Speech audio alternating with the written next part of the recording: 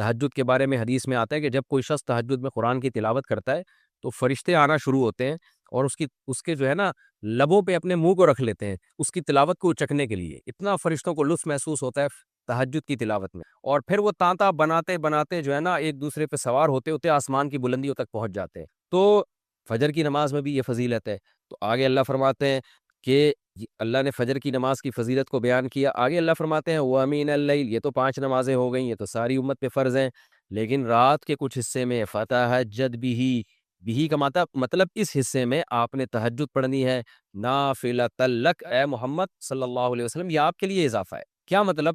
یا تو نبی صلی اللہ علیہ وسلم پہ 6 نمازیں فرض تھیں، یعنی 5 فرض کے علاوہ تہجد بھی فرض تھی، تو اس لیے قرآن نے کہہ دیا کہ امت پہ تو 5 فرض ہیں نافلۃ لک، لیکن یہ تہجد آپ کے لیے اضافی ہے، یعنی آپ پر 6 نمازیں فرض. ایک مطلب تو یہ بھی ہو سکتا ہے. اور جو علماء اس کے قائل ہیں کہ نہیں نبی پر تہجد فرض نہیں تھی، تو ان کے نزدیک اس آیت کی تفسیر یہ ہوگی کہ یہ آپ کے لیے ایک اضافہ ہے اللہ کے قرب حاصل کرنے، یعنی 5 نمازیں تو پڑھنی ہی پڑھنی ہے، لیکن آپ اللہ کے قرب کے لیے ایک اضافی چیز بھی آپ کو دی جا رہی ہے تاکہ آپ کے درجات اور زیادہ بلند ہو. تو ایسی صورت میں یہ صرف نبی کے ساتھ خاص نہیں ہے، کیونکہ خطاب نبی سے چل رہا ہے، اس لیے اللہ نے کہہ دیا آپ کے لیے اضافہ، ورنہ حقیقت میں پوری امت کے لیے یہ اضافہ ہے.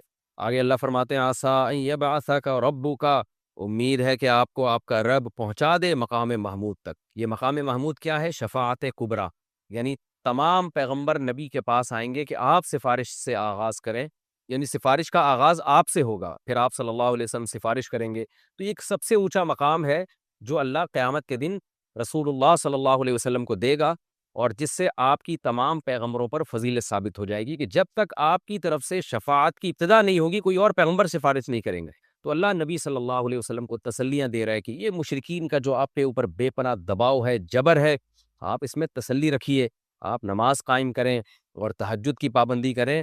اللہ نے آپ کو بہت بڑا آگے چل کے مقام دے، چونکہ نبی صلی اللہ علیہ وسلم بھی بشر تھے نا، مشرکین کے دباؤ کی وجہ سے آپ بھی ایک پریشانی میں آتے تھے، تو اس لیے اللہ آپ کو ثابت قدم رکھنے کے لیے آپ صلی اللہ علیہ وسلم کو یہ خوشخبریاں سنا رہا ہے کہ آپ نے اپنا اس عمل کو فوکس کرنا ہے، نماز اور تہجد کو، تاکہ آپ کا اللہ سے قرب رہے.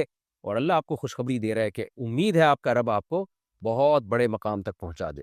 رہا مسئلہ مشرکین کی دھمکیوں کا کہ یہ پوری کوشش کر رہے ہیں کہ آپ کو مکہ سے نکال دیں، تو ہم نے تو بتا دیا کہ یہ خود بھی نہیں پنپ پائیں گے، لیکن آپ نے اللہ سے کیا دعا مانگنی ہے؟ وَقُلْ رَبِّ، کہہ دیجئے اے میرے رب، ادخلنی مدخل صدق، مجھے مکہ میں داخل کیجئے مرغوب داخلہ، اچھا داخلہ، اور مجھے مکہ سے نکالیے بھی اچھے طریقے سے، یعنی اچھا نکلنا ہو میرا، ایسا نکلنا جس کے نتائج اچھے ہوں. اس میں اشارہ ہے کہ آپ صلی اللہ علیہ وسلم کو مکہ سے نکالنے پر مجبور کیا جائے گا، اور ایک وقت آئے گا کہ آپ مکہ سے نکلیں. تو اللہ اپنے حبیب صلی اللہ علیہ وسلم کو پہلے سے دعا سکھا رہے ہیں کہ آپ اللہ سے دعا مانگیں، اللہ جب میں نکلوں تو میرا داخلہ بھی اچھے طریقے سے ہو اور میرا نکلنا بھی اچھے طریقے سے ہو، یعنی پسندیدہ نکلنا ہو. سوال پیدا ہوتا ہے نکلنے کا عمل تو پہلے ہے اور مکہ میں داخلے کا عمل بعد میں، تو نکلنے کا تذکرہ پہلے ہونا چاہیے کہ اللہ مکہ سے مجھے اچھی طریقے سے نکال، اور مکہ میں مجھے داخل بھی اچھے طریقے سے کرنا. تو داخلے کا تذکرہ پہلے کیوں؟ تو اس میں بلاغت کا ایک نقطہ ہے کہ پیغمبر کا بنیادی مقصد وہ ہدف ہے جو پیغمبر دنیا میں لے کے آئے ہیں، تو اس کی آغاز تو مکہ سے کرنا ہے جس میں آپ کو بھیجا گیا، جو ابراہیم علیہ السلام کا شہر ہے، جہاں بیت اللہ ہے، اسلام کا مرکز تو اس جگہ سے بننا ہے. تو اس جگہ سے اگر نکالنا ہی مقصد ہے تو یہ جگہ تو رہ گئی نا پھر جو ابراہیم علیہ السلام کا مرکز اور ابراہیم علیہ السلام کی دعائیں تھی. تو اس لیے اصل مقصد تو یہ کہ مکہ میں داخل میں اچھے طریقے سے ہوں، جو پیغمبر کا مقصد تھا دنیا میں آنے کا، مکہ فتح کر کے داخل ہوں، یہاں مجھے غلبہ ملے، اور یہاں میرا جب داخلہ ہو تو ایسا داخلہ جس کو میں پسند کروں. یہ جو ابھی میں مکہ میں کہیں سفر سے جا کے واپس آتا ہوں، یہ داخلہ وہ داخلہ نہیں ہے جو میں چاہتا ہوں. تو چونکہ مکہ سے نکلنا مقصد نہیں ہے، نکالا اس لیے جا رہا ہے تاکہ داخلہ ایک طاقت کے ساتھ ہو اور اچھے طریقے سے داخلہ ہو، اس لیے اس داخلے کا تذکرہ پہلے کیا جا رہا ہے. ہاں وہ داخلہ اس وقت تک ممکن نہیں ہے جب تک مکہ سے ایک دفعہ آپ کا خروج نہ ہو، تاکہ مدینہ میں ریاست بنے اور آپ 10,000 کا لشکر لے کر فاتحانہ انداز سے مکہ میں داخل ہوں، اور جس مقصد کے لیے اللہ نے آپ کو بھیجا تھا وہ مقصد پورا ہو. تو وہ مقصد نکلے بغیر پورا ہو نہیں سکتا، اس لیے نکلنے کا تذکرہ کر دیا. ورنہ اصل مقصد تو یہ ہے کہ اللہ میں مکہ سے نکلنا نہیں چاہتا، میں مکہ میں داخلہ چاہتا ہوں. داخلہ ایسا ہونا چاہیے مدخل صدق، سچا مرغوب داخلہ ہونا چاہیے. چنانچہ اللہ نے آپ کی دعا قبول کی، اور جب نبی مکہ میں داخل ہوئے نکلنے کے بعد تو کیسا بہترین آپ نے کا داخلہ ہوا کہ 10,000 کا لشکر لے کر آپ گئے اور مشرکین مکہ آپ سے معافی کی بھیک مانگ رہے تھے. یہ مکی آیتیں اس وقت تو ظلم کے پہاڑ توڑے جا رہے تھے، لیکن پیغمبر سے اس طرح کی دعائیں کروائی جا رہی تھیں. وَأَخْرِجْنِي مُخْرَجَ صِدْقٍ، اور اللہ مرغوب نکلنا ہو، یعنی جب میں نکلوں تو بھی میرا اچھا ٹھکانہ ہو. چنانچہ آپ کا نکلنا بھی بڑا اچھا ہوا کہ پورا مدینہ آپ کے استقبال میں کھڑا ہوا تھا. اور طلع البدر علینا من ثنیۃ الوداع، یہ جو ترانے ہیں یہ مدینہ کی بچیاں آپ کے استقبال میں پڑھ رہی تھی. تو آپ کا نکلنا بھی اچھا ہوا، یعنی مدینہ میں داخلہ جو مکہ سے نکل کے، اور پھر جو مکہ میں آنا وہ تو اس سے بھی زیادہ عزت اور شان کے ساتھ ہوا. وَاجْعَلْ لِي مِن لَّدُنْكَ سُلْطَانًا نَصِيرًا، اور اللہ تو بنا دے میرے لیے اپنے پاس سے زبردست طاقت جس میں میری مدد ہو، غلبہ دے دے مجھے مشرکین پر. یا ایھا الذین آمنوا، اے لوگو جو ایمان لائے ہو، من یرتد منکم عن دینہ، تم میں جو بھی اپنے دین سے پیچھے ہٹے گا، فسوف یأتی اللہ بقوم، تو اللہ ایسے لوگوں کو پیدا کرے گا، یحبہم، جو اللہ سے محبت کریں گے، ویحبونہ، جن سے اللہ محبت کرے گا اور وہ اللہ سے محبت کریں گے. یجاہدون فی سبیل اللہ، اللہ کے راستے میں جہاد کریں گے، ولا یخافون لومۃ لائم، اور اللہ کے بارے میں کسی ملامت کرنے والے کی پرواہ نہیں کریں گے. اس آیت میں اللہ نے ایک طرح کی دھمکی دی ہے، من یرتد منکم عن دینہ، جو بھی اپنے دین سے پیچھے ہٹے گا. ارتداد کا مطلب دین چھوڑ دینا، یہ پیچھے ہٹنا. آپ نے یہ لفظ سنا ہوگا نا، رد کر دیا، رد کا معنی لوٹا دیا، ریجیکٹ کر دیا، اور ارتداد پیچھے کو ہٹ گیا، خود ریجیکٹ ہو گیا، باب افتعال. تو جو بھی پیچھے ہٹے گا تو اللہ ایسے لوگوں کو پیدا کرے گا جو اللہ سے محبت کریں گے اور اللہ ان سے محبت کرے گا. یہ جو پیچھے ہٹنا ہے دین سے، اس کے مختلف درجات ہوتے ہیں. جب بھی ہم کہتے ہیں اپنی گاڑی تھوڑی سی پیچھے لے آؤ، پیچھے لانے کا ایک مطلب تو یہ ہوتا ہے آپ لانڈھی گئے ہوئے تھے، ریورس کرتے کرتے گھر پہ لا کے کھڑی کر دی آپ نے، جہاں سے نکلے تھے وہیں آ کے کھڑے ہو گئے. ایک یہ ہوتا ہے کہ آپ نے 4 قدم پیچھے لے آئے، ایک اسٹاپ پیچھے لے آئے، لیکن اس کو کہا یہی جائے گا کہ پیچھے کو آنا.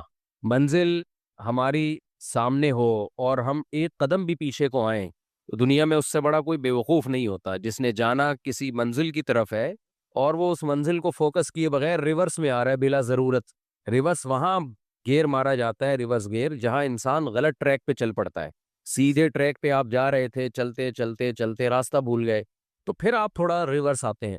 لیکن سیدھے ٹریک پہ اگر جا رہے ہیں، موٹر وے پہ آپ کی لوکیشن آپ نے پشاور کی یا لاہور کی ڈالی ہوئی ہے اور آپ لکھا ہوا ہے کہ جی لاہور یا پشاور 80 کلومیٹر 100 کلومیٹر، اور آپ پیچھے آنا شروع ہو جائے تو لوگ کہیں گے بھائی تم تو منزل ہی سے غافل ہو گئے ہو. تو اللہ تعالیٰ نے ہم سب کو پیدا کیا، ہماری ایک منزل بنائی ہے، وہ منزل ہے ایمان اور اعمال صالحہ، یعنی عقیدہ بھی درست رکھیں اور اپنے عمل کو بھی درست رکھیں اور فوکس آخرت کو رکھیں. یہ رہنا نہیں ہے یہاں، مرنا ہے، جانا ہے یہاں. بہت جنازے آپ نے بھی دیکھ لیے، ہم نے بھی دیکھ لیے.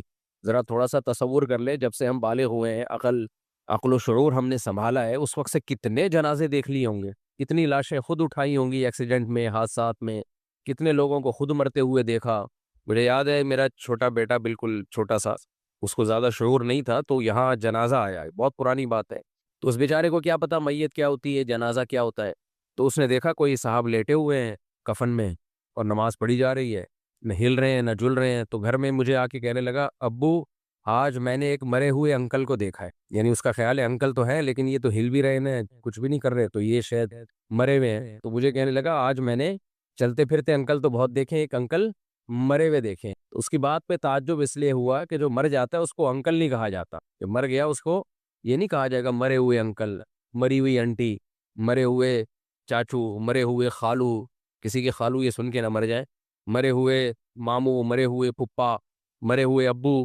تو مرے ہوئے کو یہ نہیں کہا جاتا، اس کے سارے القاب اس سے چھین لیے جاتے ہیں. تو میت ہے، میت کب آئے گی، میت کا جنازہ. آپ نے یہ نہیں دیکھا ہوگا کہ جو مرا ہوا ہو اس کو کہا جائے ماموں کو لے آؤ، پپو کو یہاں لے آؤ. نہ بھائی، میت کو، پپو کی میت کو یہاں لے آؤ، خالو کی میت کو یہاں لے آؤ، والد کی ابو کی میت کو یہاں لے آؤ، دادا کی میت کو یہاں لے آؤ. تو جب ایک ٹریک ہے، سب نے مرنا ہے. مسلمان اپنی منزل سیدھی رکھتا ہے، اسے پتا ہے کہ میں نے آخرت کے لیے بناؤں، میں دنیا کے لیے بنا ہی نہیں ہوں. اس وقت دنیا میں جو سب سے زیادہ جس چیز نے انسان کو تکبر میں اور اللہ سے غفلت میں ڈالا ہے وہ ترقی ہے. پاگل ہو گیا، ترقی کر کے سن کے وہ سمجھ رہا ہے کہ بس یہی ہے، اور وہ اس دنیا کی ترقی کو دیکھ رہا ہے، اپنی حیثیت کو نہیں دیکھ رہا. دنیا ترقی کر رہی ہے میرے بھائی، لیکن سائنسدان ترقی نہیں کر رہے، وہ ترقی کے بعد بھی مر جاتے ہیں۔ جو ترقی کروانے والے ہیں وہ دنیا کو آگے چھوڑ کے خود پیچھے چلے جاتے ہیں۔ تو جس دنیا ترقی تو انسان کو کرنی چاہیے تھی نا، اور انسان کی حقیقی ترقی اس وقت تک ہو نہیں سکتی جب تک وہ موت کو آگے نہ دھکیل دے۔ میں سمجھا پا رہا ہوں اپنی بات؟ دیکھو دو ترقیاں، ایک ہے اس دنیا کی ترقی، ایک ہے انسان کی ترقی۔ انسان تو ویسا ہی ہے، پہلے عمریں زیادہ لمبی ہوتی تھی، اب عمریں کم ہو گئی۔ تو دنیا کو آپ ترقی دے رہے ہیں۔ اس کی اور آسان مثال دیتا ہوں میں آپ نے اپنے لیے گھر بنایا، گاڑی بنائی، لوگ کہیں گے آپ ترقی کر رہے ہیں۔ آپ کا پہلا گھر تھا، بوسیدہ گھر تھا، اس کو تھوڑا آپ نے کشادہ کر لیا، کچن کو توڑ کے آپ نے ریپیئر کر کے اچھا کچن بنا لیا، واش روم بھی خراب سا واش روم تھا، اس میں بڑے لگژری آپ نے نل کے شل کے لگا دیے۔ تو آپ مجھے بتاؤ، آپ ترقی کر رہے ہو یا آپ کا گھر ترقی کر رہا ہے؟ بولو نا، گھر ترقی کر رہا ہے۔ ٹینک اچھا بنوا لیا آپ نے، گھر میں ایئر کنڈیشن لگوا دیا، سولر پلیٹیں لگا کے بیڑا غرق کر دیا اپنے پیسوں کا آپ نے، کیونکہ گورنمنٹ نے اسکیم کیا کر دی، چینج کر دی، کیونکہ حکومت بھی کھیلتی ہے لوگوں کے ساتھ۔ پہلے پلیٹیں بکوائیں لوگوں کو لالچ دے کے، پھر یونٹی اتنے گرا دیے ہیں کہ کس قدر ضلالت ہے، آپ اندازہ لگاؤ۔ تبھی لوگوں کا اعتماد ہٹتا ہے ان لوگوں پہ، کس قدر لوگوں کے ساتھ کھیلتے ہیں یہ لوگ۔ پھر بد دعائیں جو پڑتی ہیں تو بلا وجہ نہیں پڑتی ہیں۔ دنیا میں کہیں ایسا نہیں ہوتا کہ آپ لوگوں کو ایک لالچ دو، یہ تو معاہدے کی خلاف ورزی ہے۔ آپ لوگوں کو ایک لالچ دو اور لوگ دھڑا دھڑ سولر پلیٹیں خرید لیں، اور اس کے بعد آپ کہو کہ یونٹ ہم نے کم کر دی ہے۔ کہ آپ کو پتہ ہے لوگ لاکھوں روپے لگا چکے ہیں۔ کوئی بات نہیں، مجھے پتہ ہے غم کیوں نہیں ہوتا، آخرت ہے نا۔ خدا کی قسم، آخرت کا تصور سارے غموں کو زیرو کر دیتا ہے، سارے غموں کو زیرو کر دیتا ہے۔ آخرت نہ ہوتی تو میں مر چکا ہوتا ویسے ہی۔ کیوں مر چکا ہوتا ہے آپ سب کو پتہ ہے۔ آخرت کا تصور نہ ہوتا ہم سب ڈپریشن سے پاگل ہو چکے ہوتے۔ دیکھو آخرت کا تصور نہیں ہے جاپانیوں میں، سب کچھ ہو کے بھی خودکشیاں کرتے ہیں، سارے نہیں کرتے، بہت سے لوگ کرتے ہیں۔ تو ہمارے ہاں آخرت کا تصور ہے، اور صرف تصور نہیں ہے، ہمیں اتنا یقین ہے کہ موت کے بعد زندگی ہے۔ اللہ نے اس مسئلے کو بہت کلیئر کر دیا ہمارے سامنے، اتنا کلیئر کر دیا ہے کہ اب بہت ساری چیزوں کو انسان، وہ غم ہے بھی نہیں اصل میں، وہ تو نعمت ہی میں ڈوبے ہوئے ہم لوگ۔ لیکن جب آخرت نہیں ہوتی نا سامنے، تو کوئی نعمت تھوڑی سی کم ہو جائے اس پہ بھی پاگل ہو جاتا ہے انسان۔ غم برنا ہم لوگوں کی زندگی میں کہاں ہے بھائی؟ کھا رہے ہیں پی رہے ہیں۔ ہمارے غم یہ ہوتے ہیں کہ دوسرے کو دیکھ دیکھ کے جلنا۔ آج کل جو مارکیٹ میں غم چل رہا ہے وہ کیا چل رہا ہے؟ صبح اس کو پراٹھے مل رہے ہیں کم وقت کو، دوپہر کھانا بھی مل رہا ہے، رات کھانا بھی مل رہا ہے، شام کی چائے بھی مل رہی ہے، رات کو سونے کے لیے جگہ بھی ہے، پھر بھی ٹینشن میں ہے۔ کیوں؟ دوسروں کو دیکھ رہا ہے، ابے اس نے تو یہ بھی لے لیا، وہ تو وہ بھی کر لیا، وہ تو آن لائن بزنس بھی شروع کر دیا، وہ تو جس کام میں ہاتھ ڈالے چمتکار ہو جاتی ہے۔ تو کوئی بات نہیں یار، مر جاؤ گے ختم، جو آگے نکل گیا وہ مر کے کہاں جائے گا؟ یار آپ لوگ بول لیا کرو میرے بھائی، جو آپ سے آگے نکل گیا تو کہاں جائے گا؟ آ رہے قبرستان میں ملاقات ہونے والی ہے، کوئی ٹینشن کی بات نہیں ہے۔ لوگ موت کو غم سمجھتے ہیں، حالانکہ موت غم بھلانے کا سب سے بڑا ذریعہ ہے۔ لوگ سمجھتے ہیں موت سب سے بڑی ٹینشن ہے۔ بھائی صاحب موت نہ ہوتی تو ہم ٹینشن سے مر جاتے، مرتے نہیں کیونکہ موت نہ ہوتی، لیکن پاگل ہو جاتے۔ تو یہ تو اللہ کا بڑا فضل ہو گیا، اللہ نے بتا دیا تم مر کے مٹی نہیں ہو جاتے۔ حضرت علی رضی اللہ تعالی عنہ سے کسی نے پوچھا، دیکھو بعض صحابہ ایسے تھے جن پہ خوف کا بڑا غلبہ تھا۔ حضرت ابو بکر، حضرت عمر یہ کہا کرتے تھے کاش ہم پیدا ہی نہ ہوتے۔ جو اہل اللہ ہے نا، ان پر اللہ کے، کسی پہ اللہ کے خوف کا غلبہ ہوتا ہے، کسی پہ اللہ کی محبت کا غلبہ ہو جاتا ہے۔ تو حضرت ابو بکر سے یہ منقول ہے، وہ کہتے کاش میں گھاس کا تنکا ہوتا، کاش، یعنی اللہ کے سامنے کھڑے نہ ہونا پڑتا۔ لیکن حضرت علی رضی اللہ تعالیٰ عنہ سے منقول ہے، وہ فرماتے اگر ہم پیدا نہ ہوتے تو ہم اللہ کو کیسے پہچانتے؟ تو ان پہ اللہ کی معرفت کا غلبہ تھا۔ ہم اگر نہ ہوتے، یعنی اللہ کی پہچان، اللہ سے تعلق، یہ اتنی بڑی لذت ہے کہ اچھا ہوا ہم پیدا ہو گئے۔ دیکھو یہ پوری کائنات جو بنی ہے نا، یہ وہ میں گھر والی مثال سے ہٹ نہ جاؤں، مجھے یاد دلانا، گھر کا میں نے واش روم ٹھیک کروا دیا تھا اور کچن ٹھیک کروا دیا تھا، کیا کیا رہ گیا تھا؟ دو تین چیزیں رہ گئی تھی، وہ بھی ٹھیک کرواتا ہوں انشاءاللہ۔ لیکن ٹھیک کروا کے آپ خوش نہ ہو، پھر آپ کو ماروں گا۔ آپ سمجھ رہے ہیں سب کچھ ٹھیک ہو جائے گا بھائی، ابھی پھر اس کے بعد جس نے بنایا ہے اس کو ماروں گا میں۔ وہ مثال میں انشاءاللہ کمپلیٹ کروں گا۔ تو کیا مثال چل رہی تھی ابھی؟ جو ہاں حضرت علی رضی اللہ تعالیٰ عنہ کی مثال دے رہا تھا میں۔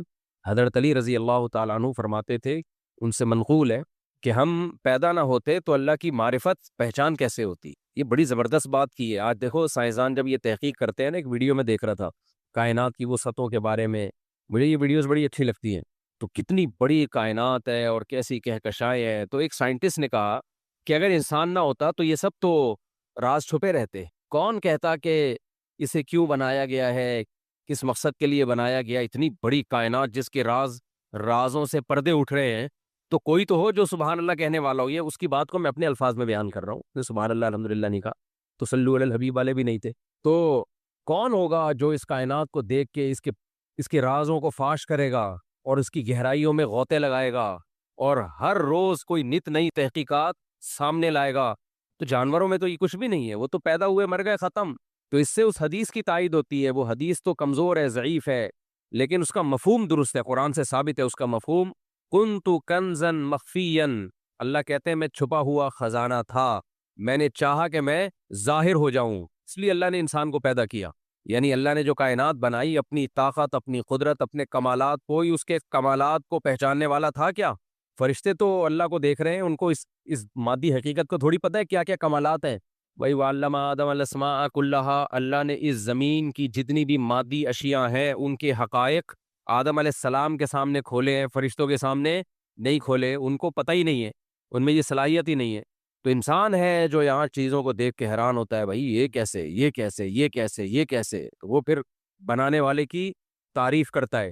کوئی بھی دنیا میں مینوفیکچرر کمپنی ہو یا کوئی بنانے والا ہو، وہ اپنی بنی ہوئی پروڈکٹ سے پہچانا جاتا ہے. دیکھو جو نظر آ رہا ہو وہ دیکھ کے پہچانا جاتا ہے، جو نظر نہ آ رہا ہو وہ ان چیزوں سے پہچانا جاتا ہے جن چیزوں کو اس نے، میں جملہ جان کر ادھورا چھوڑتا ہوں تاکہ آپ اس کو کمپلیٹ کر لیں. جو بنانے والا ہوتا ہے اور نظر نہ آ رہا ہو تو ہمیں وہ اپنی بنی ہوئی چیزوں سے پہچانا جاتا ہے. پولیو کی ویکسین جس نے بنائی اور جس نے پوری دنیا میں پھیلائی نا، پوری دنیا اس کو سلام کرتی ہے، پوری دنیا اس کو سلام کرتی ہے کہ اس نے انسانیت کی بڑی خدمت کی، سوائے پاکستانیوں کے، سوائے پاکستانی.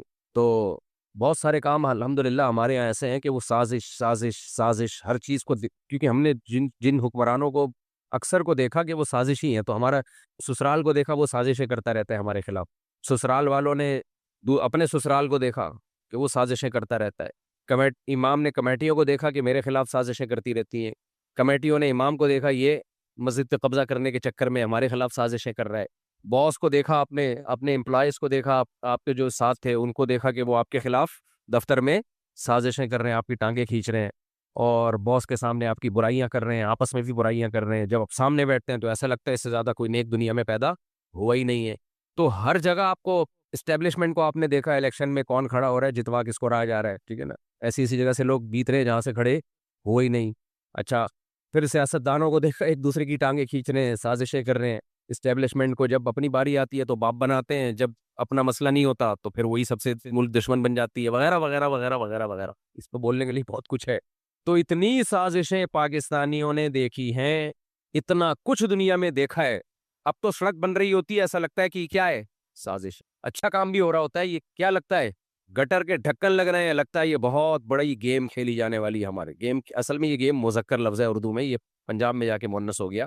ایسا لگتا ہے بہت بڑا گیم کھیلا جانے والا ہے ہمارے ساتھ. گٹر کے ڈھکن لگ رہے ہیں، اس کا مطلب اینڈ کچھ ہونے والا ہے. یعنی کوئی تھوڑا سا ہمیں منہ میں مٹھائی دے کے خوش کیا جا رہا ہے بڑے زہر کے انجیکشن کے لیے. بعض دفعہ دیکھو قرآن میں آتا ہے نا، سنستدرجہم من حیث لا یعلمون، جتنی پچھلی قوموں پہ عذاب آیا ہے وہ جب ان پہ شروع میں آزمائشیں آتی تھیں وہ پھر بھی نہیں سدھرتے تھے تو پھر اللہ ان کو ترقی دیتا تھا کہ ٹھیک ہے اب پھر غافل ہو جاؤ، پھر ایک ہی دفعہ میں ماروں گا.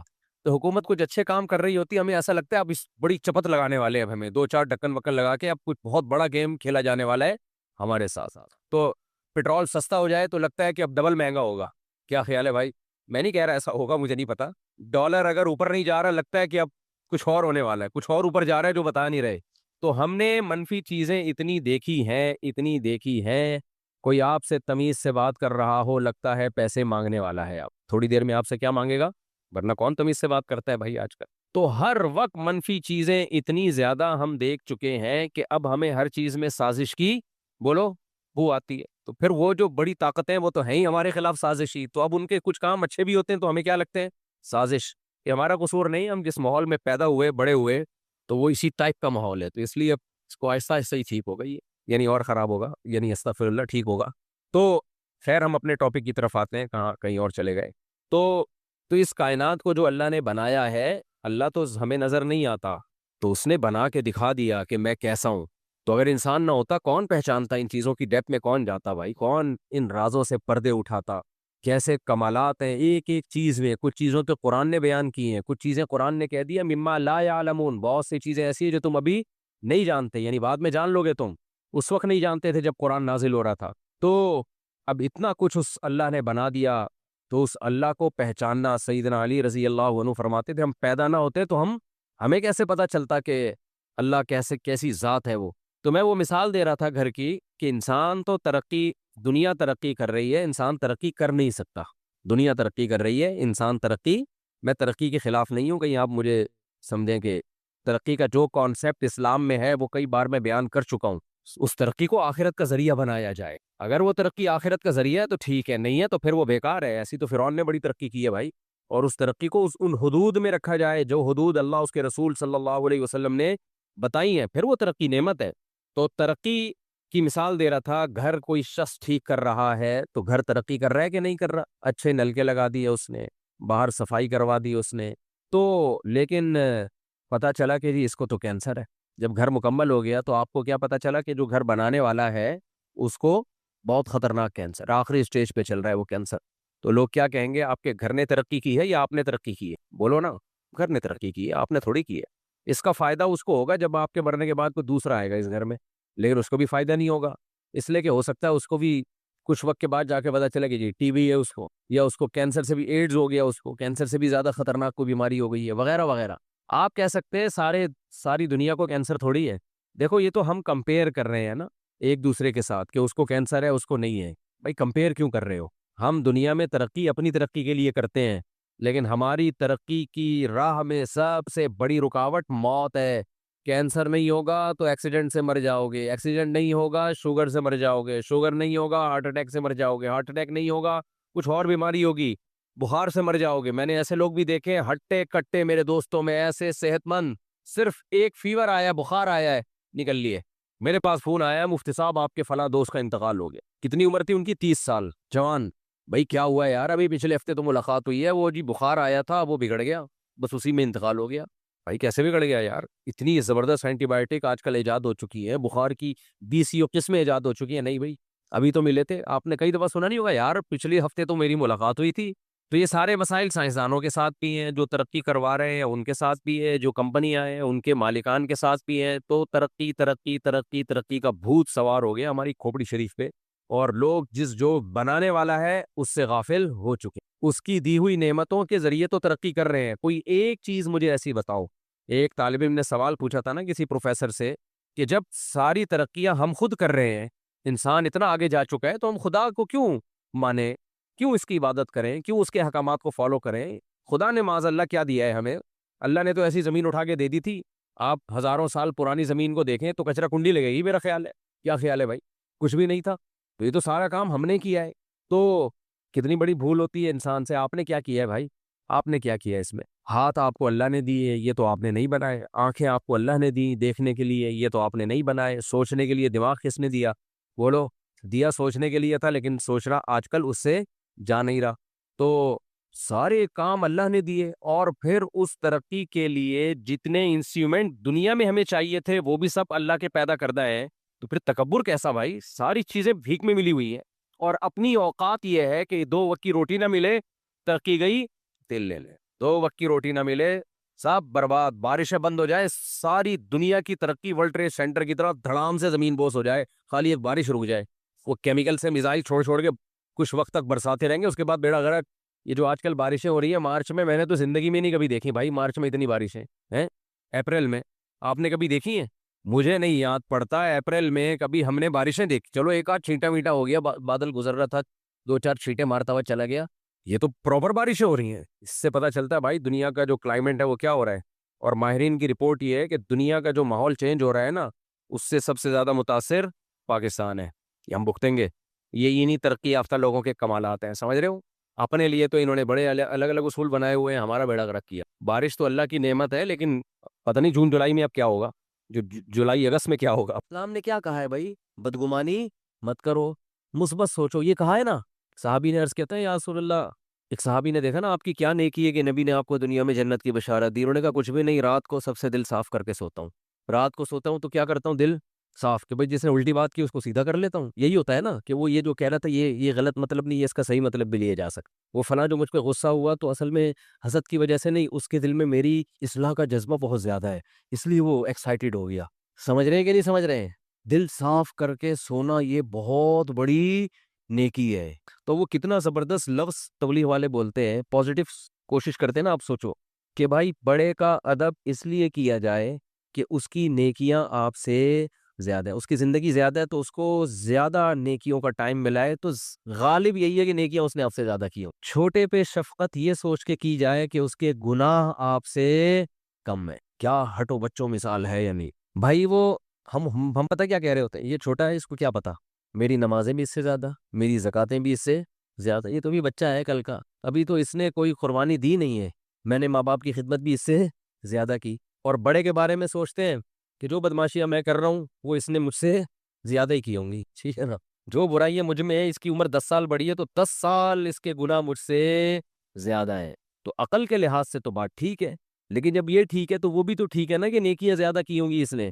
تو اسلام کہتا ہے کہ دوسروں کے معاملات میں آپ نے کیا سوچنا ہے, پازیٹیو, اس کی نیکیوں کی طرف توجہ اور اپنی خامیوں کی طرف توجہ, کہ میری برائیاں اس کی برائیوں سے زیادہ ہیں اور اس کی نیکیاں میری نیکیوں سے زیادہ. اس کا پتہ ہے فائدہ کیا ہوتا ہے, انسان ٹینشن لیس ہو جاتا ہے, ورنہ چڑھتا رہتا ہے بلا وجہ نا. آدھے مسئلے تو اسی وجہ سے پیدا ہو رہے ہیں, لوگوں سے نفرت کی وجہ سے. یہ اتنا برا, یہ اتنا برا, یہ ایسا کیوں, یہ ویسا کیوں, اسی سے ٹینشن میں آ رہا ہوتا ہے. تو اپنے آپ کو اتنا نیک سمجھنے کی ضرورت ہے ہی نہیں.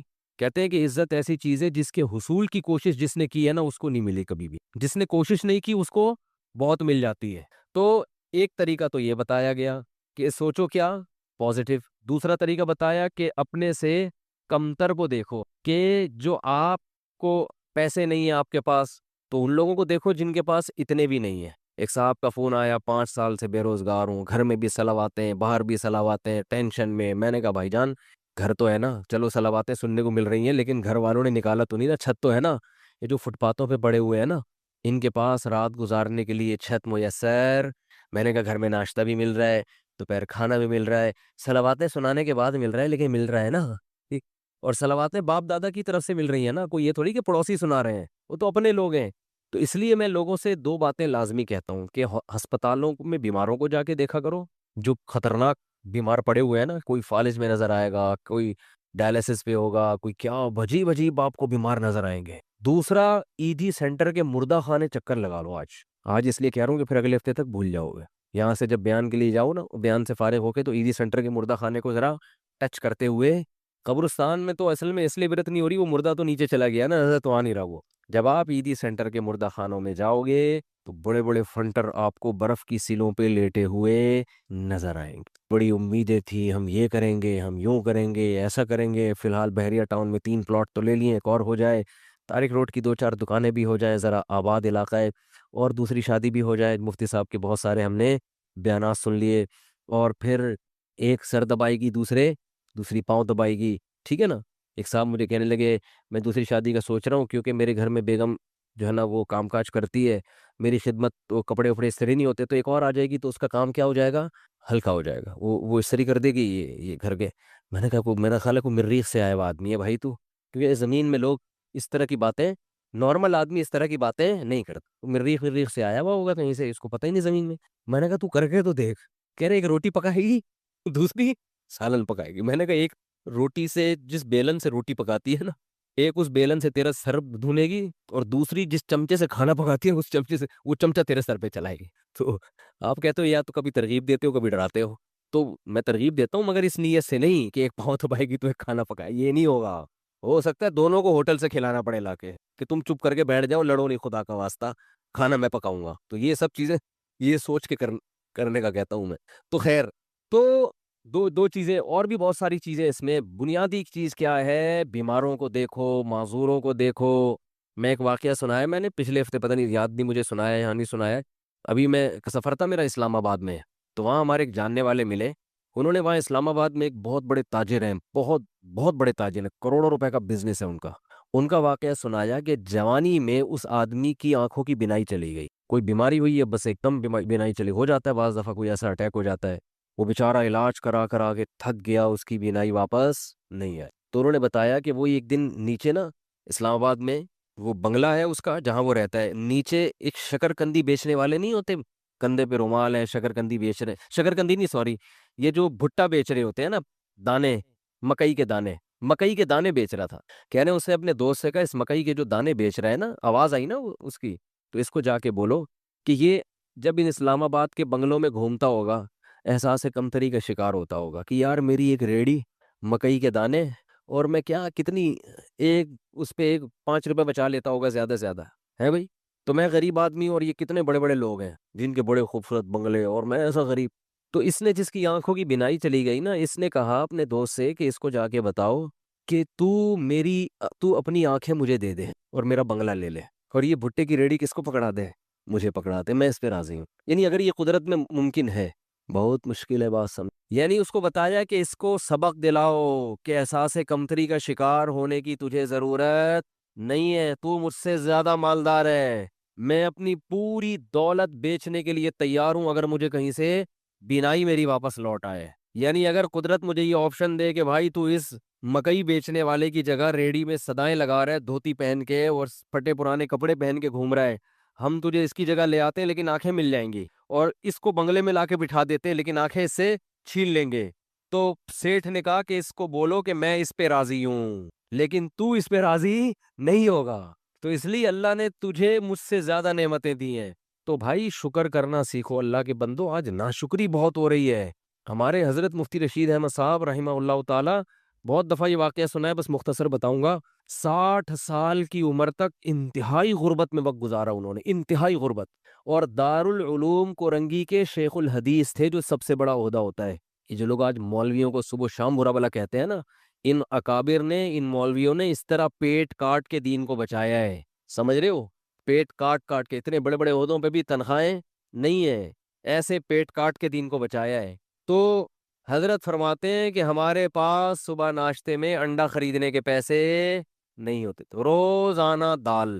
ایک دن ایک مہمان نے کہا کہ آپ کے جب بھی آؤ دال ہی پکی ہوئی ہوتی ہے. حضرت فرماتے ہیں ہم نے تو کبھی سوچا بھی نہیں تھا روزانہ دال کھاتے ہیں. اس نے کہا کہ روز دال پکی ہوئی ہوتی ہے. تو حضرت نے فرمایا, میں نے کہا حلال اتنا ہی ملتا ہے, حلال کیا ہے, اتنا ہی ملتا ہے. تو حضرت فرماتے ہیں اس کے بتانے سے ہمیں خیال آیا کہ واقعی ہم اتنے دنوں سے دال کھا رہے ہیں. آپ کہہ سکتے ہیں وہ غریب گھر میں پیدا ہوئے ہوں گے, ایسا نہیں ہے.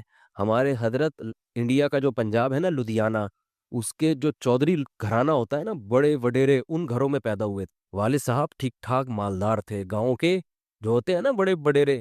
مدرسے میں آنے کے بعد کیا ہو گئے, کیونکہ مدرسے میں تو کوئی سورس آف انکم ہی نہیں, ہو اتنی چھوٹی چھوٹی تنخواہیں مدرسے. اب تو پھر بھی تھوڑی سی بہتر ہوئی ہے, ورنہ ابھی بھی مدرسے کے ٹیچروں کی تنخواہیں بیچاروں کی ایسے ہی ہوتی. اس لیے مدرسے کے علماء کے ساتھ تعاون کیا کریں. سمجھ رہے ہو کہ نہیں سمجھ رہے؟ لوگ دیکھتے ہیں بعض علماء کو بڑے لینڈ کروزر, یہ وہ, ان کو دیکھ کے لوگوں کو دھوکہ آتا ہے, وہ سمجھتے ہیں سارے ایسے ہی ہوتے ہیں. ضروری تھوڑی سارے, وہ تو بیچارے چندے کو اللہ مال دے دیتا ہے, بیچارے زیادہ تر تو غریب ہی ہوتے ہیں اور مانگتے نہیں کسی سے. تو یہ عوام کی ذمہ داری ہے کہ وہ ان کے ساتھ تعاون کرے تاکہ وہ دین کے کام دل جمی کے ساتھ کر سکے, لیکن وہ مانگتے نہیں کسی سے. اور جو مانگ رہے ہوتے ہیں وہ صحیح, وہ عالم جو بھیک مانگ رہے ہوتے ہیں نا لوگوں سے کبھی, اس سے وہ پھر وہ عالم نہیں ہوگا, اس کی تحقیق کرو. تو ہمارے دینی مدارس میں بہت سے علماء ہیں بیچارے دن رات تدریس میں لگے ہوئے ہیں, کبھی کسی کے سامنے اپنی حاجت پیش نہیں کرتے. تو ہمارے حضرت فرماتے ہیں کہ ان حالات میں جب میرے پاس انڈا خریدنے کے پیسے نہیں ہوتے تھے اور میں سال میں ایک مرتبہ اپنے شیخ کی زیارت کے لیے لاہور جایا کرتا تھا, تو وہ جو سال میں ایک مرتبہ ان کی خدمت میں جاتے تھے تو ہر مہینے تنخواہ سے تھوڑے تھوڑے پیسے بچا کے سال میں ایک مرتبہ اس قابل ہوتے تھے کہ بس یا ٹرین کا کرایہ جمع ہو جاتا تھا. لیکن آپ دیکھو اہل اللہ کی صحبت کی اہمیت کتنی تھی, کیونکہ اگر یہ صحبت نہ ملتی نا تو پھر غربت میں یہ توکل نہیں ہوتا. تو اپنے شیخ سے ملنے کے لیے جایا کرتے. ہمارے ہاں بزرگ ہوتے ہیں, اس لیے ہم بزرگوں کی زیارت کے بھی قائل ہیں. بعض لوگوں کے ہاں بزرگ کا سیٹ اپ ہی نہیں ہے, بزرگی کا سسٹم ہی ختم ہو گیا ان کے ہاں. تو جن کے ہاں ہوتا ہے ان کے ہاں یہ سارے سیٹ اپ ہوتے ہیں, ٹھیک ہے نا, کہ وہ اپنے بزرگوں کی زیارت بھی کرتے ہیں. بعض لوگوں نے ہر بزرگ میں اتنے کیڑے نکال لیے کہ معاشرے سے بزرگوں کو ہی کیا کر دیا ہے, بزرگی معاشرے سے شارٹ ہو گئے ہیں. ایسا نہیں ہوتا, ہر دور میں بزرگ ہول سیل کے حساب سے رہیں گے. تو خیر, تو حضرت فرمایا کرتے تھے اس کنڈیشن میں اپنے آپ کو دنیا کا سب سے بڑا سیٹ سمجھتا. فرماتے ہیں کہ میں یہ حالات بیان کرتے ہوئے بھی ڈر لگ رہا ہے کہ ناشکری نہ ہو جائے. پھر اللہ نے 60 سال کی عمر کے بعد حضرت کو بہت پیسہ دیا, پھر اسٹائل ہی چینج ہو گیا تھا حضرت کا. بھائی جب اللہ نے غریب رکھا ہے تو غریبوں کی طرح, جب پیسہ آیا تو پھر وہ حدیث ان اللہ یحب ان یرا اثر نعمتہ علی عبدہ, اللہ چاہتے ہیں کہ جب اللہ نے کسی کو نعمت دی ہو. صحیح بخاری کی حدیث ہے کہ ایک صحابی کو دیکھا پراگندہ حال, پوچھا کیا تمہارے پاس پیسہ نہیں ہے, فرمایا ہاں, تو فرمایا کہ نظر کیوں نہیں آ رہا, تو امیر آدمی کی سواری، امیر آدمی کا گھر، امیر آدمی کا لباس اور امیر آدمی کی خوراک، ان 4 چیزوں سے پیسہ جھلکنا چاہیے۔ سمجھتے ہو کہ نہیں سمجھتے؟ اگر آپ کو اللہ نے خوب پیسہ دیا ہے اور ہونڈا 50 رکھی ہوئی ہے آپ نے اور اس پہ گیس لگوائی ہوئی ہے، تو یہ نعمت کی ناقدری ہے، یہ سادگی نہیں ہے۔ اگر آپ کو پاس ٹھیک ٹھاک پیسہ ہے اور آپ لنڈے کی پینٹیں پہن کے گھوم رہے ہو، تو یہ نعمت کی، کھانے کے لیے آپ کے پاس ٹھیک ٹھاک پیسہ ہے اور آپ انڈے والا برگر تلاش کرتے ہو، یا تو پسند ہی انڈے والا ہو تو ایک الگ بات ہے، پیسہ ہو پھر بھی انڈے والا برگر کھا رہے ہو، تو یہ قناعت نہیں ہے، یہ سادگی نہیں ہے، یہ کنجوسی ہے، کنجوس، اٹ از کالڈ کنجوس۔ اگر آپ کے پاس پیسہ ہے اور آپ بیگم کو بھی ہر وقت کیلکولیشن کر کے نا اس کو حساب لیتے رہتے ہو کہ کتنے انڈے کھائے آج، بعض لوگ ایسے بھی ہیں کمبخت، بالکل ہی پاگلوں کی طرح زندگی ایک عذاب ڈالا ہوا ہے بچوں کو اپنے۔ ایک خاتون نے بتایا کہ میری سانس نگرانی کر رہی ہے، 2 روٹی کے بعد تیسری کا حساب ہوتا ہے، 2 کے بعد تیسری پکنا کیا ہے؟ منع ہے۔ اگر غربت ہے تو بھائی پھر تو اللہ کا بس یہی پھر نعمت ہے اللہ کی، یہ شکر کرو مل تو رہا ہے، لیکن پیسہ دیا ہے تو حدیث میں آتا ہے اللہ یہ چاہتے ہیں کہ وہ نعمت کے اثرات، بولو بھائی، نظر آئیں۔ ہاں، فخر نہ ہو، غریبوں کو نیچا دکھانے کے لیے نہیں کہ وہاں جا کے کالر اونچر کر کے دکھا رہے ہیں میری گھڑی دیکھو، میری بھی گھڑی ہے، ٹھیک ہے نا، میرا لباس اور میرے پیسے، یہ نیچ دکھانے کے لیے تو یہ تو حرام ہو جائے گا، فخر کے لیے حرام ہے، اور اس سے اترائے نہیں آدمی، یہ سمجھے اللہ کی طرف سے بھیک ملی ہوئی ہے، اچھے کپڑے پہن لیے بھائی، اللہ نے دیا نا۔ کسی کو بھیکاری کو آپ 3 پیس سوٹ ٹائی پہنا دیں اور اچھا انڈے والے سے ہٹا کے زنگر برگر کھلا دے، اس کو پیزا کھلا دے، تو وہ کھائے گا شکر کر کے، تواضع پیدا ہوگی، فخر نہیں کرے گا۔ تو یہ اللہ نے بھیک میں دیا ہوا ہے ہمیں، کسی کو لینڈ کروزر دے دی تو وہ فخر نہ کرے، بولے بھائی اللہ نے مجھے دی ہے، میری اپنی تھوڑی ہے، یہ اس کو رکشا دے دیا، مجھے کیا دے دی؟ لینڈ کروزر دے دی، تو نہ یہ میری ہے نہ یہ اس کا ہے، تو فخر کس بات کا؟ تو بس نعمت کو انجوائے تو کرو، غریبوں کو کمتر نہ سمجھے۔ کیوں نہ سمجھے؟ ہو سکتا ہے بھائی آخرت میں یہ لینڈ کروزر میں ہو اور آپ کو رکشا بھی میسر نہ ہو، الٹا معاملہ نہ ہو رہا ہو، تو مرتے ہی سب ختم، تو آخرت ہے اصل تو ہمارے حضرت کیا کرتے تھے غربت میں، انتہائی غربت میں، حضرت فرماتے ہیں میں یہ نہیں سمجھتا تھا کہ مجھے صبر کا ثواب حاصل کرنا ہے، نہ نہ نہ، فرمایا تو بڑا خطرناک ہو جائے گا، جب کوئی ٹینشن میں ہوتا ہے تو ہم کہتے ہیں صبر کرو ثواب ملے گا، ایسا ہی ہوتا ہے نا، تو حضرت فرماتے ہیں اس غربت میں یہ نہیں سوچتا تھا کہ میں صبر کروں گا تو ثواب ملے گا، فرمایا نہ، مجھے تو لگتا تھا اگر میں نے یہ سوچا کہ میں صبر کروں گا تو یہ تو گناہ ملے گا، کیونکہ صبر تو مصیبتوں پر ہوتا ہے، تو اللہ نے مجھے مصیبت میں رکھا بھی نہیں، تو صبر کس بات کا؟ تو فرماتے تھے میں یہ سوچتا تھا کہ میرے اللہ کا اتنا فضل، وہ میرا 2 وقت روٹی مجھے دے 2 وقت کی روٹی مجھے، بولو بھائی، مل جاتی۔ فرماتے ہیں میرا گھر بھی ذرا غریب علاقے میں تھا، دور تھوڑا لوگوں سے، تو فرماتے ہیں میں سوچتا تھا بادشاہ ہمیشہ پبلک سے ذرا ہٹ کے رہتے، سٹائل ہے ہمارا، پبلک میں نہیں رہیں گے، تھوڑا سا ہٹ کے، مزاج شاہانہ ہے نا، لیکن اس حالت میں بھی ایسا شاہانہ مزاج ایسے رہتے تھے، لوگ آ کے قرضہ مانگا کرتے تھے حضرت، وہ سمجھتے تھے بہت بڑا اسٹیٹ ہے کوئی، اور حضرت کو گرینری کا شوق تھا، پودے لگانے کا شوق تھا، تو پودے لگانے کے بعد نا پانی دینے کے لیے وہ نہیں، خریدنے کے پیسے نہیں تھے، وہ نہیں پودوں کو پانی دیتے، وہ کیا ہوتا ہے، فوارہ ہوتا ہے نا، کہتے ہیں ہم نے پھر جگاڑ کر کے کیلیں ٹھوک ٹھوک کے ایک اپنا گھر میں فوارہ بنایا ہوا، ٹھیک ہے نا، تو پھر جب اللہ نے پیسہ دیا تو پھر ہٹو بچوں، پھر یہ نہیں کہ دیکھو کنجوس، دیر آر 2 ٹائپس آف کنجوس، یہ دیر آر 2 ٹائپ بہت جگہوں پہ میرے بیان میں آج کل آ رہا ہے، اس سے یاد رہ جاتا ہے۔ انگلش میں کنجوس کو کیا کہتے ہیں؟ مائزر، اردو میں کیا کہتے ہیں؟ کنجوس، اور کوئی لفظ نہیں ہے، عربی چونکہ بلیغ زبان ہے نا، تو عربی میں دیر آر 2 ٹائپس آف کنجوسز، کنجوس لوگوں کی کتنی ٹائپس ہیں؟ 2، ایک کو بخیل کہا جاتا ہے اور ایک کو شحیح، شین حلوے والی ہے پھر حلوے والی ہے، یہ آسانی سے سمجھ میں آتی ہے، حلوے والی ہے آسانی سے سمجھ میں آ جاتی ہے نا، بولتا تو سمجھ میں نہیں آ رہا ہوتا، اس کو کہتے ہیں شحیح۔ بخیل کہتے ہیں اپنی دولت پہ سانپ بن کے بیٹھ گیا، لوگوں پہ بالکل بھی خرچ نہیں کرتا، خود ہی میں لگا رہتا ہے۔ کنجوس، شحیح یعنی شح کہتے ہیں کم بخت اپنے اوپر بھی خرچ نہ کر رہا ہو، ہے بھائی، ایک تو ہوتا ہے نا پبلک کے لیے سخی نہیں ہے، سارا بچا بچا کے خود ہی کھاتا رہتا ہے، خود ہی کھاتا رہتا ہے، جیسے وہ ایک کنجوس باپ تھا، یہ قصے جو پہلے سے بیان سن رہے ہیں انہوں نے بہت دفعہ سن لیے ہوں گے، نئے نئے لوگ آتے ہیں تو سنانے میں کوئی حرج نہیں ہے۔ عرب میں نا باپ دادا کی شاعری پہ فخر کا رواج بہت زیادہ تھا، باپ دادا کی شاعری پہ فخر کہ میرے ابا ایسے، وہ کہتے ہیں میرے ابا ایسے، تو ایک شاعر نے اپنے باپ کی سخاوت شاعری میں بیان کی اور مقابلہ جیت گیا کہ میرے ابا ایسے سخی، میرے ابا ایسے سخی، کبھی دسترخوان نہیں لپیٹا گیا ان کا، اور دیگ ہمیشہ چولہوں پہ جلتی رہتی تھی، اور لوگوں کا تانتا، ایسی شاعری کی ہے کہ مقابلہ جیت گیا۔ وہی ایک دن ایک بندہ اس کے گھر میں ملنے کے لیے آیا، تو دیکھا کہ اس کا جو ابا ہے نا، جس کی سخاوت بیان کر کے یہ مقابلہ جیتا تھا، اس ابا کو دیکھا کہ بکری کے تھن سے منہ لگا کے دودھ پی رہا ہے. ٹھیک. اس نے بولا یار یہ آپ کے ابا کیا کر رہے ہیں؟ اس نے کہا اصل میں ابا میرے جو ہے نا، یہ جب گلاس میں دودھ نکالیں گے تو دھار کی آواز سن کے بچے آ جائیں گے دودھ مانگنے، اپنے ہی بچے ابا کے، دوسرے بھائی ہیں ان کے. تو میرے ابا کو یہ پسند نہیں ہے کہ یہ دودھ بچے پیے، اس لیے بچوں کو آواز آ جائے تو ڈائریکٹ تھنوں سے دودھ لگا کے پیے. کہہ رہے یہ وہ ابا ہے جن کی سخاوت بیان کر کے میں نے مقابلہ جیتا ہے. لیکن یہ ابا بخیل تھا، شحیح نہیں تھا. اپنے اوپر تو خرچ کر رہا ہے نا کہ چلو بچوں پہ نہیں کھلا رہا، کم بخت خود ہی پی رہا ہے سارا دودھ. وہ دیسی گھی والا بھی سنانا پڑے گا یار، کیا کریں. وہ ایک کنجوس ہاتھ جلدی جلدی سناؤں گا جو کئی دفعہ لوگوں نے سنا وہ پھر بور ہو جاتے ہیں. ایک کنجوس دیسی گھی لے کر آیا، ڈبہ لے کر آیا، تو بچوں سے کہا کہ اس کو کھولنا نہیں ہے، ڈبے سے لگا لگا کے کھاؤ نا، کیونکہ باہر بھی چکنائی ہوتی ہے نا. جب یہ ڈبہ بالکل چکنائی ختم ہو جائے گی نا، پھر ڈبہ کھلے گا اندر. اسی دوران اس کا سفر ہوا تو اس نے اس خطرے سے کہ ڈبہ بچے کھول نہ لے، الماری میں لاکر میں ڈبہ بند کر کے چلا گیا. 1 مہینے بعد آیا، بچوں سے پوچھا دیسی گھی تو نہیں، ڈبہ تو نہیں کھولا؟ نہیں ابا. پھر کیا کرتے تھے؟ ابو الماری سے روٹی لگا لگا کے کھاتے تھے. ایک تھپڑ مارا ان کو، کہہ رہے کم بہت کچھ دن گھی کے بغیر صبر نہیں کر سکتے. اٹ از کالڈ کنجوس. یہ صحیح نہیں ہے، کیونکہ خود تو استعمال کرے گا نا، چپ چپ کے کھائے گا. تو وہ بھی جو بکری کے تھنوں سے منہ لگا کے دودھ پی رہا ہے، کم از کم خود تو پی رہا ہے نا. اور کنجوس کی جو سپرلیٹو ڈگری ہے وہ یہ ہے کہ خود بھی نہ پیے کہ دودھ کم نہ ہو جائے. تھنوں میں دودھ جمع ہوتے وہ نے دے رہا ہے یار کہیں کم نہ ہو جائے، پھر 2 قطرے نکالے کہیں سوکھ نہ جائے، بس اتنا. تو یہ آج معاشرے میں، پہلے تو ہم ان چیزوں کو لطیفہ اور مذاق سمجھتے تھے، لیکن جب آدمی چلتا پھرتا ہے نا، دیکھو ہم نے تو 8-10 سال علماء کے ساتھ گزارے، پبلک سے ہمارا ریلیشن ہی ختم ہو گیا تھا. جب مدرسوں میں گئے نا تو سارے دوستیاں یاریاں چھوڑ گئی. بالکل ایک علماء صلحاء کے ساتھ بیٹھنا، ان کی سخاوتیں ہم نے اتنی دیکھی ہم حیران ہوتے تھے. جب پبلک میں دوبارہ جانا ہوا نا تو پھر ایک عجیب ماحول نظر آیا کہ یار یہ کیا ہو رہا ہے. تو ہم نے ایسے لوگ بھی دیکھے دوسروں پہ خرچ نہیں کرتے، اور ایسے بھی دیکھے جو اپنی جان پہ بھی خرچ کرنے کے لیے تیار نہیں ہے. بچاؤ بچاؤ بچاؤ بچاؤ. او بھائی تو خرید لے گاڑی یار، کیا جا رہا ہے، اچھی گاڑی میں گھوم لے بھائی. تو اچھے لوگ بھی ملتے ہیں. ایک صاحب کے وزن ذرا زیادہ تھا، وہ گاڑی میں 2 سیٹیں بک کراتے تھے جب بھی بس میں جانا ہوتا نا. مجھے کہنے لگے یار میں تھوڑا سا بھاری ہوں تو مجھے چپک کے بیٹھنا پڑتا ہے، تو پچھلی آدھی سیٹ میں لے لیتا ہوں. ڈرائیور سے بولتا ہوں اس پہ 2-3 بندوں سے زیادہ نہیں بیٹھیں گے، میں ڈبل ٹکٹ دیا. مجھے اچھا لگا. انہوں نے کہا یار سہولت کے لیے انسان پیسے کماتا ہے تو سفر تو تمیز سے گزر جائے نا. تو پیسے خرچ کرنا سیکھو اللہ کے بندو. جو کام پیسوں سے ہو سکتا ہے وہ خود نہیں کرو، ٹھیک ہے نا.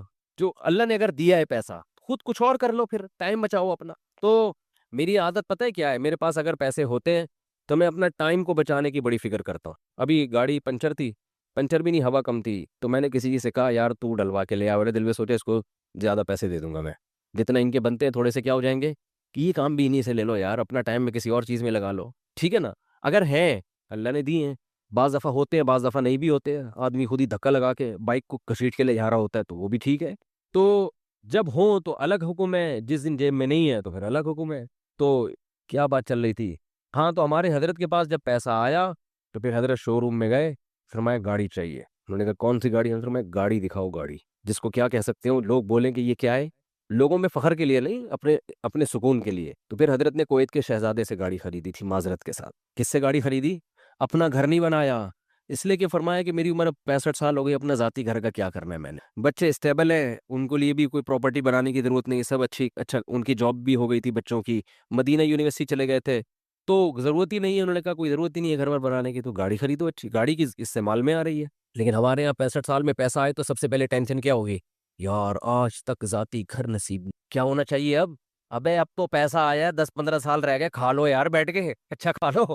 ساری ٹینشن لے کے بیریا ٹاؤن میں مکان کی فکر میں لگا دے گا. یعنی پیسہ آنے کے بعد ٹینشن ختم ہونے کے بجائے بڑھ جاتی ہے. تو پھر آخر میں جب بہت اللہ نے پیسہ دے دیا تو پھر حضرت نے اپنی اہلیہ کے لیے ایک فلیٹ خرید لیا کہ میرے انتقال کے بعد ان کے لیے پاس کوئی کیا ہو ٹھکانہ. خود بھی شفٹ ہوئے اس میں کہ میں جب انتقال ہو جائے گا تو یہ یہاں رہ لیں گی. تو اللہ نے اتنا دے دیا، انہوں نے کہا چلو ایک فلیٹ ان کے لیے لے لیتے ہیں، دنیا سے جانے کے بعد ان کے پاس کیا ہوگا، ایک ٹھکانہ ہو جائے گا. تو آسان زندگیاں ان لوگوں نے گزاری. تبھی جب بھی ان کے پاس جاؤ، جب غربت میں تو بھی خوش، پیسہ آیا تو بھی خوش، ایک جگہ بہت پیسہ ڈوب گیا تو کاروبار میں لگایا تو بھی خوش. اتنی سی کہتے ہیں نا پیشانی پہ کوئی لکیر آ جائے نا کہ اتنا. اور اس دور میں جن لوگوں نے اس کاروبار میں پیسہ لگایا تھا ان میں بہت سے ہارٹ اٹیک سے مر گئے تھے. ضیاء الحق کے دور میں الائنس کا ایک بزنس آیا تھا، کمپنی تھی. جو بڑے بوڑھے لوگ ہیں ان سے پوچھیں آپ، اسلامی مزاربت کے نام سے شروع کیا انہوں نے، اور لوگوں کے لاکھوں کروڑوں روپے ڈوب گئے تھے، بہت سے لوگ ہارٹ اٹیک سے مر گئے، حضرت نے ان کا نام شہدائے الائنس رکھ دی۔ وہ فرمایا یہ اچھی شہادت نہیں ہے۔ اللہ پوچھے گا کیوں جان دی؟ اے اللہ اس پیسے کے پیچھے ٹینشن بہت، تو اللہ کہے گا کم بخت مسافر خانہ تھا، 2 روٹی صبح تجھے ملتی تھی، 2 روٹی، اور ان کو تو مالداروں کو تو جن کے پیسے اتنے ڈوب رہے ہیں تو اور زیادہ لگژری لائف اسٹائل ہوتا ہے، تو زیادہ سے زیادہ گھر بک جائے گا تو کرائے پہ رہ لے، ارے W11 میں سیٹ نہ ملے تو لٹک کے سفر کر لو یار، کیا جا رہا ہے، سفر ہی ہے نا، آگے اسٹیشن پہ آگے اڈے پہ اتر جانا ہے۔ اب آپ کو چونکہ سیٹ نہیں ملی، اب آپ گئے ڈرائیور کے پاس، بولے ابے مجھے بس کے نیچے دے کے مار دے یا گولی سے ماروں گا۔ مسافر خانہ ہے میرے بھائی، بیٹھنے کی جگہ مل جائے بہت اچھا، نہیں تو لٹک کے دیکھو سفر سمجھتے ہیں نا، تو انگوٹھا ٹکانے کی جگہ مل جائے نا، اس کو بھی لوگ سفر کر لیتے، کنڈکٹر سے بول لیتے تو بس ہٹ جا تھوڑا سا، اتنا سا پاؤں ٹکانے کی جگہ مل جائے بھائی، اگلے اڈے پہ اترنا ہے۔ ہمارے ساتھ تو ایسا، ہم تو جب آج کل تو میں تھوڑا مشہور ہو گیا ہوں تو کہیں جا نہیں سکتا ایسے، ورنہ W11 کا جو مزہ ہے وہ اب اللہ جنت میں لے جائے تو W11 میں سفر ضرور کریں گے وہاں پہ، اب تھوڑا مشہور ہو گئے تو وہ سب پہچان جاتے ہیں، پھر ایک بڑا مسئلہ ہو جاتا ہے، تو ورنہ ہم نے تو بہت دفعہ ایسے سفر کیا ہے، جا رہے ہیں تو چلو جی سیٹ پہ جگہ مل گئی ٹھیک ہے، نہیں تو پائیدان پہ لٹک کے، نہیں تو پیچھے کھڑے ہو جاؤ، بس چھت پہ بیٹھ جاؤ، انجوائے کرو کیسا مزہ آ رہا تھا چھت پہ بیٹھے ہوئے جا رہے ہیں۔ تو کہاں سے کہاں بات چلی گئی، تو جو میں یہ پورا واقعہ اس پہ سنا رہا تھا، ہمارے حضرت کیوں اپنے آپ کو اتنا مالدار سمجھتے تھے، کیوں سمجھتے تھے؟ اس لیے کہ حضرت فرماتے تھے جو بیسک بنیادی ضرورتیں اللہ نے پوری کر دی، اور بہت سو کے پاس تو یہ بھی نہیں ہے، گھر تو ہے نا سر چھپانے کو، چاہے کرائے پر ہو، ہے تو نا، بہت سے تو روڈ پہ سو رہے ہیں، کیا حالات ہیں لوگوں کے گھروں میں، جا کے دیکھو پتہ چلتا ہے کیسی خطرناک بیماریاں لگی ہوئی ہیں۔ تو اسلام نے ہمیں، جو میں آیت پڑھ رہا تھا اس میں یہ بتایا کہ تم اس خوش فہمی میں مت رہو کہ جس حالت میں آج ہو ہمیشہ اسی حالت میں رہو گے، اللہ نے تم سے ایسا کوئی ایگریمنٹ نہیں کیا ہے۔ تو اب کرنا کیا ہے؟ عمل کو فوکس کرنا ہے، عمل۔ تو اللہ تعالیٰ نے قرآن میں کیا فرمایا کہ کسی کتاب میں نہیں لکھا، ہاں، تو اب مسئلہ یہ ہے کہ جس خوشی میں انسان ہوتا ہے اس میں اللہ کو بھول جاتا ہے، تو اسی خوشی میں اللہ کو یاد رکھنا ہے۔ اس کا فائدہ یہ ہوگا کہ جب کوئی ٹینشن کا معاملہ آئے گا تو پھر اللہ آپ کو یاد رکھے، کیسے یاد رکھے گا؟ یا تو وہ ٹینشن دور کر دے گا، یا اس ٹینشن میں اللہ آپ کو صبر کی توفیق دے گا، حوصلہ دے دے گا اللہ آپ کو، خودکشی کے خیالات نہیں آئیں گے آپ کے دل میں۔ پیغمبروں کی سیرت اٹھا کے دیکھیں، کیسے کیسے غموں میں زندگی گزری، مگر ان غموں میں بھی انہوں نے ڈپریشن کی گولیاں بولو نہیں کھائی ہے، ہمیشہ ان کی زبان سے اچھے الفاظ میں اعلم من اللہ ما لا تعلمون، میں اللہ کے بارے میں وہ کچھ جانتا ہوں جو تم نہیں جانتے۔ یعقوب علیہ السلام کہہ رہے، ایوب علیہ السلام نے بیماری میں ایسا صبر کر کے دکھایا، اللہ فرماتے ہیں نعم العبد، کیا خوب بندہ تھا، کیا کتنے خوش قسمت کہ اللہ آخری کتاب میں آیتیں نازل کر رہا ہے کہ ایوب کیا خوب بندہ تھا، کیا خوب بندہ تھا۔ دیکھو ایوب علیہ السلام بیماریوں میں، اگر بیماریوں میں زندگی نہ گزری ہوتی تو اتنے خوبصورت الفاظ ان کے لیے آخری کتاب میں نازل ہوتے۔ فرض کر لو صحت میں زندگی گزر گئی ہوتی تو گزر تو گئی نا، ختم۔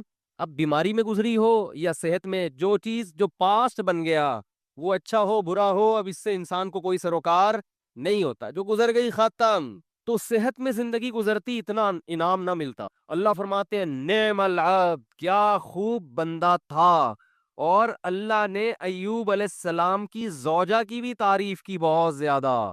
ایوب علیہ السلام جب بہت شدید بیمار تھے نا، تو عام طور پر کیا ہوتا ہے، بیگم صاحبہ خدمت کرتی ہیں، میرے میاں کیا ہو گئے، بیمار ہو گئے، کوئی بات نہیں، 1 دن خدمت، 2 دن خدمت، اس کے بعد کہے گی بھائی جان چھڑاؤ رہی میری، کیا ہو گئی ہے، بولو نا، شادی ہو گئی ہے۔ آج کل مارکیٹ میں جو میرا بیان خواتین سن رہی ہیں ان کے علاوہ کی بات کر رہا ہوں، ان کے ساتھ یہی مسئلہ ہو رہا ہے کہ میاں بے روزگار ہو گیا، بیمار ہو گیا، تو اب بھائی جب شریک حیات کا مطلب کیا ہوتا ہے، زندگی بھر آپ کے ساتھ شریک، نکاح میں اور زنا میں تو یہی فرق ہے نا بنیادی۔ شریک حیات کا مطلب یہ ہے کہ آپ خوشی اور غم میں آپ کے ساتھ، آپ بھی اس کے ساتھ۔ دیکھو شادی سے پہلے کوئی فالٹ سامنے آ گیا، نہیں کرو شادی، آپ کو اختیار ہے۔ جو فالٹ شادی کے بعد پیدا ہو رہا ہے وہ تو پھر آپ کی قسمت ہے نا۔ ارے عورت کی شادی ہوئی میاں سے، اگلے دن ایکسیڈنٹ ہوا، لگڑا ہو گیا، تو اب ہو گیا، وہ قسمت ہے، برداشت کرو، کیا کیا ہے، ٹھیک ہے نا آپ۔ یار سمجھ میں نہیں آ رہی بات۔ دیکھو ایک آدمی نے نکاح کا پیغام بھیجا، پہلے سے پاؤں سے معذور تھا، تو عورت لڑکی والوں نے اسپیس پہ ریجیکٹ کر دیا، ان کا حق ہے، کر سکتے ہیں، لیکن بالکل صحیح فٹ فاٹ رخصتی بھی ہو گئی، اگلے دن خوشی میں بائک ویلیاں لگاتا ہوا جا رہا ہے کہ میری شادی ہو گئی اور رخصتی بھی ہو گئی۔ ہو سکتا ہے گرے ٹانگ کی ہڈی ٹوٹ گئی. اب یہ تھوڑی کہ عورت کھلا لے کے بھاگ جائے کہ میرے تو لنگڑے سے شادی ہوئی ہے. شادی ہو کے لنگڑا ہوا ہے لنگڑے سے شادی نہیں ہوئی. سر آپ کی شادی ہوئی, پہلے سے پتہ چلا بیگم کے ساتھ یہ مسائل ہیں, نہ کرو شادی. بھائی آپ کس نے کہا ہے؟ صحیح تھی, نکاح کے بعد بیماری ہو گئی, ٹھیک ہے نا, کوئی مسئلہ کھڑا ہو گیا, تو اب عزت دار آدمی اس بیس پہ ڈیورس نہیں دیتا, بلکہ دعائیں کراتا ہے. مولوی صاحب میری زوجہ کے لیے دعا کریں, اللہ صحت عطا فرمائے. اولاد نہیں ہو رہی, دعا کریں اللہ صحت عطا فرمائے, ٹھیک ہے نا. زبان میں لکنت پیدا ہو گئی ہے, دعا کریں اللہ. تو میں تو ان کو کہتا ہوں اگر لکنت پیدا ہو گئی ہے تو بڑا فائدہ ہے تمہارا, کیونکہ جتنی دیر میں وہ برا بلا کہے گی نا, اتنی دیر میں آپ کام نمٹا کے آ جاؤ سر, ٹھیک ہے. وہ ابھی اسٹارٹ لے گی آپ کو سمجھانا, اتنی دیر میں آپ کیا کرو, ذہن تیار کر کے آ جاؤ کہ یہ الٹا سیدھا بولنے والی ہے, تو برداشت کرو. تو وہ اچھا اس پہ بھی ایک دو تین چٹکلے ہیں لیکن وہ زیادہ ہو جائیں گے. تو اب مسئلہ یہ ہے کہ عزت دار آدمی کیا کرے گا, اس کو اپنی قسمت سمجھ کے برداشت. ہاں اختیاری فالٹ ہے تو ایک الگ بات ہے نا, قدرتی فالٹ نہیں ہوا بلکہ اپنے اختیار سے کچھ غلط کر رہی ہو تو ایک الگ بات ہے. بھئی یہ تو قدرت کی طرف سے اس کی ٹانگ ٹوٹ گئی, اس کو لکوا ہو گیا, اس کو فالج ہو گیا. تو آج تک یہی ہوتا آ رہا ہے, ہم نے دیکھا ہے بیوی کو فالج ہو گیا تو مرد اب اس کو رکھ رہا ہے, بھائی اس کی خدمت کر رہا ہے, علاج کر رہا ہے, لوگوں سے دعا کروا رہا ہے, یار میری بیگم کے لیے دعا کرو. ایسے موقع پہ عزت دار آدمی طلاق نہیں دیتا, وہ کہتا ہے بھائی اب برداشت کرو یار, میری قسمت ہے. تو عورت بھی برداشت کرتی تھی پہلے زمانے میں, آدمی بھی برداشت کرتا تھا. اب دونوں نے برداشت کرنا چھوڑ دیا ہے. کیوں؟ دنیا ہی کو اصل بنا لیا ہے. سارے مزے کہاں اڑانے ہیں دنیا میں. اب دنیا کو یہ اصل بنا لی ہے تو اب بس ہر چیز کیا ہونی چاہیے, پرفیکٹ, ایک دم موقع کی رپورٹ ہونی چاہیے ہر معاملے میں. تو یہ تو بھائی گوروں کا نظریہ ہے, یہ مسلمان کا نہیں ہے. تو میں ایوب علیہ السلام کا بتا رہا تھا کہ وہ شدید بیماری میں, وہ بیماری کیا تھی اس کا تفسیر میں کوئی ذکر نہیں ملتا نہ حدیث میں, بس کوئی بہت سخت بیماری تھی جس میں بہت طویل عرصے مبتلا رہے.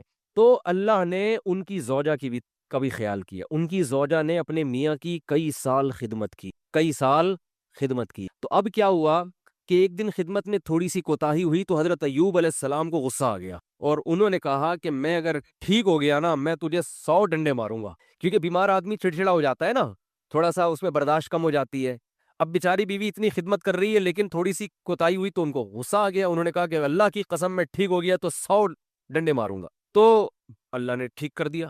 اب پیغمبر پریشان کہ اتنی نیک بیوی جس نے اتنی خدمت کی, وہ کہ اس کو 100 ڈنڈے ماروں گا, تو بولے کہ ٹھیک نہ ہوتے تو ہی اچھا تھا بھائی, ٹھیک نا. تو قرآن کے الفاظ دیکھو, خذ بیدک ضغثا فاضرب به ولا تحنس. اے پیغمبر آپ قسم بھی نہیں توڑ سکتے, آپ تو پیغمبر ہیں, اور بیوی اتنی نیک ہے اس کو مارنے کی اجازت نہیں ہے, اس کو آپ نے 100 ڈنڈے نہیں مارنے.